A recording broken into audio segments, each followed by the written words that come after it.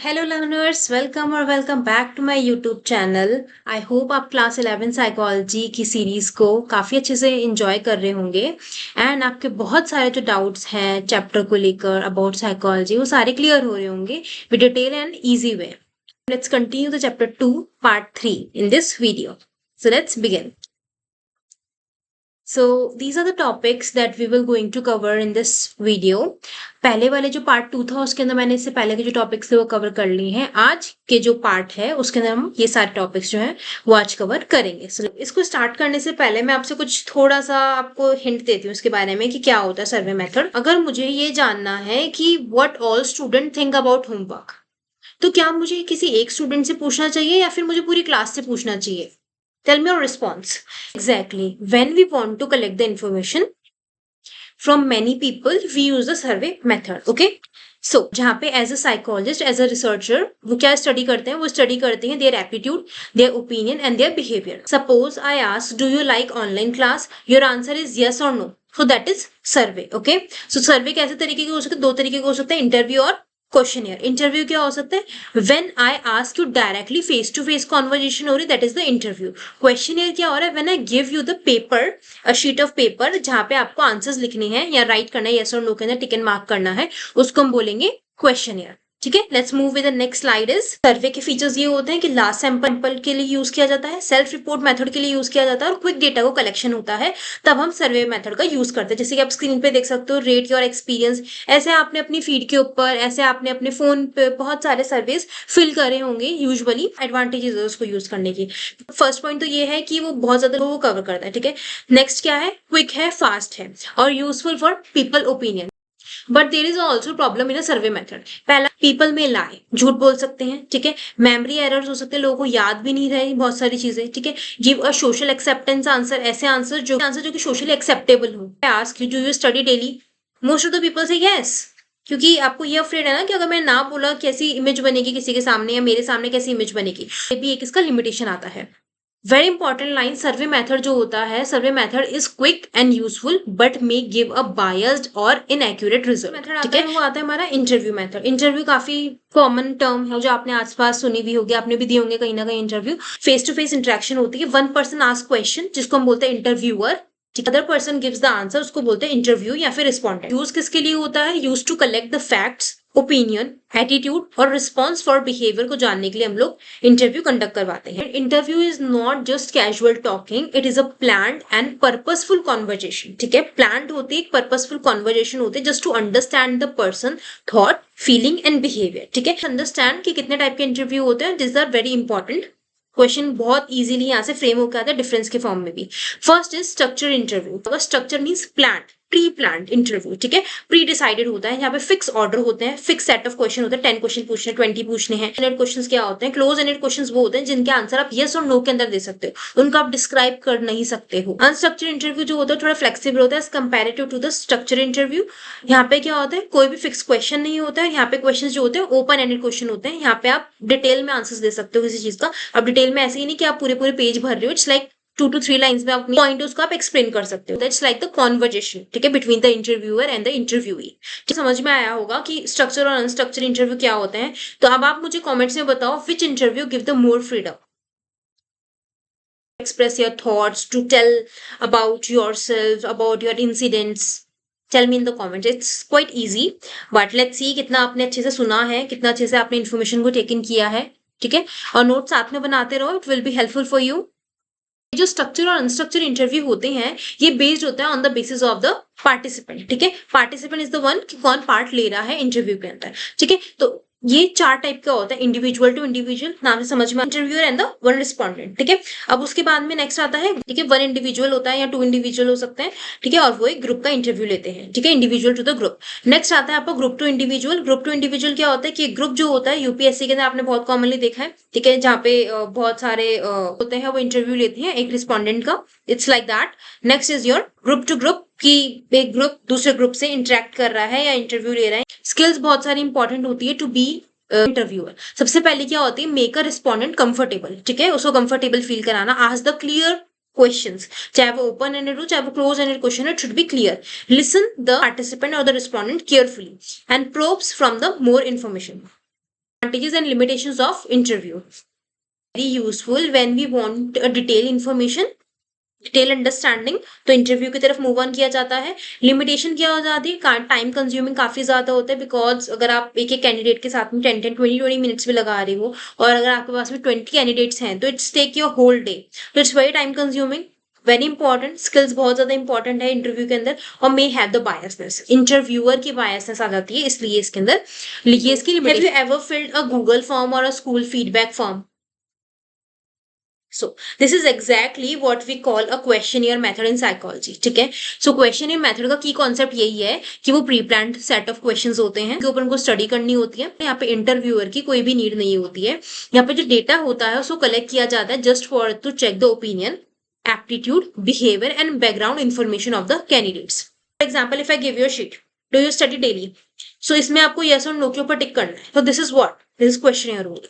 Question ये आपके दो टाइप के होते हैं, open end question and close ended question. Open ended, freedom to answer, ठीक है, नो फिक्स रिस्पॉन्स, यहाँ पे कोई फिक्स रिस्पॉन्स नहीं होता। स्ट्रेस ड्यूरिंग एग्जाम, इसका कोई फिक्स आंसर नहीं है, येस और नो में कोई आंसर नहीं है, रिस्पॉन्स नहीं है, तो यहाँ पे जो आंसर होता है वो ओपन एंडेड होते हैं, जैसे कि मैंने आपको इंटरव्यू में बताया था, सेम लाइक दैट, ठीक है। क्लोज एंडेड क्वेश्चन कौन से होते हैं, ऐसे क्वेश्चन जिनका फिक्स गिवन आंसर होता है, yes no, true false, MCQs, rating scale, ठीक है, तो वो आपके क्लोज एंडेड क्वेश्चन में आ जाते हैं। तो पता होना चाहिए रेटिंग स्केल क्या होती है। रेटिंग इसमें अग्री, न्यूट्रल, डिसअग्री, 5 पॉइंट की अगर स्केल आ गई है तो स्ट्रांगली अग्री 1 2 3 4 5 पे, 5 पे आ रहा है स्ट्रांगली डिसअग्री।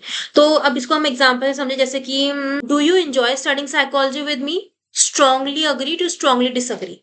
अब आपकी रेटिंग स्केल है 1 2 3 4 5, अब इसके अंदर आप रेट दे सकते हो 1 2 3 4 5 के अंदर, that is known as the rating scale. I hope आपको काफी इजीली समझ में आया होगा इससे।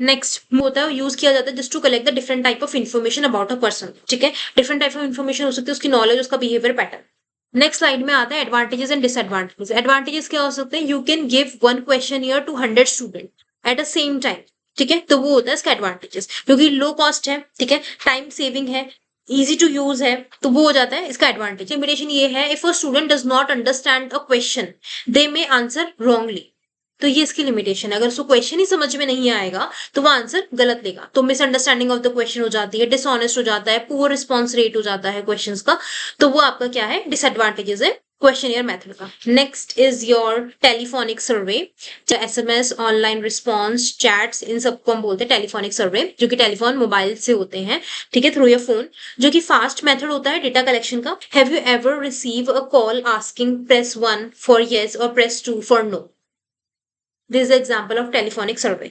या फिर आप इसको रेट दो, इस प्रोडक्ट को आप रेट दो, तो that is known as the telephonic survey, ठीक है, या आपको हमारा प्रोडक्ट कैसा लगा है उसकी रेटिंग आती है, एसएमएस पे आ रहा है, that is known as the telephonic survey. In depth जाऊं तो टेलीफोनिक सर्वे जो होता है फेस टू फेस इंटरेक्शन नहीं होती, इंपॉर्टेंट पॉइंट है ये, और रिस्पॉन्स जो होता है वहां पे इमीडिएट मिल जाते हैं आपको। कि रियल लाइफ एग्जांपल अगर मैं इसका लूं, जैसे कि टीवी वोटिंग, तो रियलिटी शो के अंदर टीवी वोटिंग होती है, ठीक है, तो ये क्या है, इमीडिएट हो जाता है इसके अंदर। कस्टमर फीडबैक कॉल, कस्टमर्स के पास में फीडबैक कॉल जाता है, वो क्वेश्चन पूछते हैं, वो आंसर दे देते हैं कस्टमर्स, ये काफी फास्ट है, ठीक है। ऑनलाइन पोलिंग, ठीक है, तो ये क्या टेलीफोनिक सर्वे की क्विक डेटा कलेक्शन होता है, वाइड रीच है, आप कहीं पे भी वर्ल्ड वाइड इसको ट्रांसफर कर सकते हो और आपके पास डेटा कहीं से भी आ सकता है, और इसमें एफर्ट्स बहुत ज्यादा कम लगते हैं।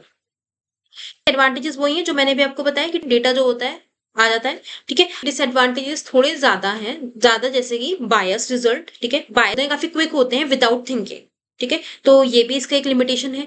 दूसरा लिमिटेशन क्या हो सकता है, यहाँ पे जो कस्टमर है, ठीक है, जिसका आपको रिस्पॉन्स लेना है, रिस्पॉन्डेंट जो है वो ऑनेस्ट नहीं हो आपके साथ में, या वो आपके साथ में कोऑपरेटिव ना हो ऑन कॉल, तो ये भी इसका एक क्या है, लिमिटेशन है। Now let's move ahead with a very important topic of the slide is psychological testing। इससे बहुत सारे क्वेश्चन आते हैं, so make sure you pay attention on this and अपने नोट्स जो है उनको आगे कंटिन्यू रखो इसके साथ में। आई थिंक ये तो आप लोगों ने करा ही होगा कि IQ टेस्ट हो गया, पर्सनैलिटी टेस्ट आपने ऑनलाइन तो लिए ही होंगे, सर्च तो करा ही होगा कि साइकोलॉजिकल इंटेलिजेंस टेस्ट खुद के ऊपर ट्राई किया होगा, अपने फ्रेंड के ऊपर ट्राई किया होगा, पर्सनैलिटी टेस्ट हो गए, ऑनलाइन बहुत सारे साइकोलॉजिकल टेस्ट अवेलेबल हैं। इस डेफिनेशन को समझो कि साइकोलॉजिकल टेस्टिंग या साइकोलॉजिकल टेस्ट होते क्या है। तो psychological testing is a standardize and objective method use to measure the mental abilities and behaviour. Human की मेंटल एबिलिटीज और उसके बिहेवियर को मेजर करने के लिए साइकोलॉजिकल टेस्टिंग जो होती है वो बनाई जाती है। जैसे कि मैंने भी आपको बताया, इंटेलिजेंस टेस्ट हो गया, पर्सनैलिटी टेस्ट हो गया, और आपका एप्टीट्यूड टेस्ट होता है। ये आपके कुछ साइकोलॉजिकल टेस्ट आते हैं, इसके अलावा भी बहुत हैं। इंपॉर्टेंट की कॉन्सेप्ट जो है आपको पता होना चाहिए साइकोलॉजिकल टेस्टिंग स्टार्ट करने से पहले, और जब आप कर रहे हो, जब आप पढ़ रहे हो, तो you have to know about objectivity, reliability, validity, norms, ये सारे क्या होते हैं। Next is type of test. Test और कितने कितने टाइप के होते हैं। सबसे पहला है based on the language. Language के बेसिस के ऊपर आता है verbal test, non verbal test and performance test. Verbal test वो टेस्ट होता है जहाँ पे आपको लैंग्वेज की जरूरत होती है। यहाँ पे नॉन लिटरेट पर्सन जो होता है वो टेस्ट नहीं दे सकता है। नॉन वर्बल टेस्ट वो टेस्ट होता है जहाँ पे पिक्चर्स और सिंबल्स का यूज किया जाता है just to complete the test. आपकी बुक एक्सप्लेनेशन दे रखा है, उसका एग्जाम्पल है, तो आप उससे उसको अंडरस्टैंड कर सकते हो नॉन वर्बल टेस्ट कैसे होते हैं। या फिर अगर आप गूगल पे भी सर्च करोगे, will find out more non verbal test. Performance test में आपको परफॉर्म करना होता है, it is the action based test, जहाँ पे आपको एक्शन के बेसिस के ऊपर आपका टेस्ट होता है just to understand your behaviour and personality. Next is on administration. Administration के बेसिस के ऊपर दो टेस्ट आते हैं, individual test and group test. Individual test वो टेस्ट होता है on one person and group test on many person. ठीक है। नेक्स्ट आता है बेस्ड ऑन टाइम। टाइम के ऊपर मतलब ऑन द क्लॉक। ठीक है। स्पीड टेस्ट जो कि लिमिटेड टाइम के लिए होता है। नेक्स्ट इज जो पावर टेस्ट, जहाँ पे नो लिमिट होती है। नोट ओवरऑल इसके एडवांटेजेस और डिसएडवांटेजेस आई थिंक आपको खुद को ही समझ में आ गई होगी कि एडवांटेजेस इसकी ऑब्जेक्टिव होगा, साइंटिफिक होगा, use to select and diagnosis के लिए होता है। लिमिटेशन इसकी क्या आ जाएगी, can not depend on one test, need proper training. ठीक है। ये एक टेस्ट के ऊपर डिपेंड नहीं है, इसके अंदर बहुत सारे टेस्ट हैं जिनको आप यूज करके, इस साइकोलॉजिकल टेस्ट के अंदर बहुत सारे टेस्ट होते हैं जिनको आप यूज करके ह्यूमन की पर्सनैलिटी जो है, उसका इंटेलिजेंस जो है, एप्टीट्यूड जो है, उन सब चीजों का आप अंडरस्टैंड कर पाते हो। आप टाइप ऑफ टेस्ट देख रहे हो। A good psychological test must be reliable, valid and standardise. जो मैंने अभी आपको इसके फीचर्स बताए वो होने चाहिए एक गुड साइकोलॉजिकल टेस्ट के अंदर। सारे टेस्ट आपने थोड़े थोड़े पढ़ लिए हैं। अब मैं आपको एक लास्ट टेस्ट की तरफ लेके जा रही हूँ। तो बिफोर टेस्ट का नेम रिवील करूँ, आई वांट टू नो कि अगर मुझे डीपली अंडरस्टैंडिंग करनी है फॉर वन पर्सन लाइफ, तो मैं कौन सा टेस्ट यूज करूंगी, जो हम आगे पढ़ेंगे। तो अब आप मुझे बताओ कि मैं कौन सा टेस्ट वो यूज करूंगी।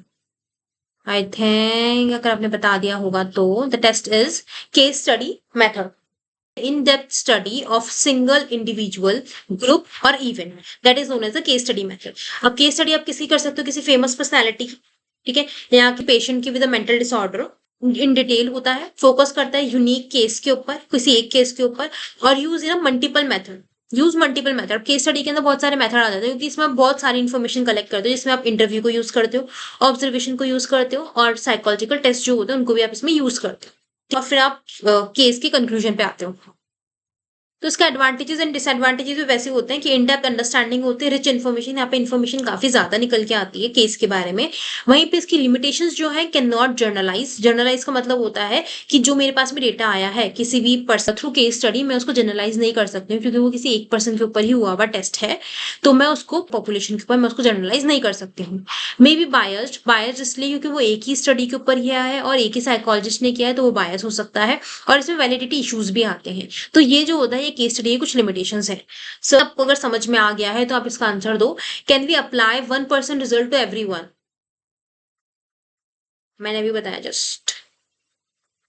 तो this is an overall chart. Main जो आपकी स्टडी है उनके चार्ट ये हैं। सर्वे मेथड का चार्ट, डेफिनेशन, की फीचर्स मैंने उसके अंदर लिख रखे हैं। केस स्टडी के भी मैंने limitation, advantages with an example आपको इसमें एक्सप्लेनेशन कर रखा है। Just take a screenshot, let me zoom in for you.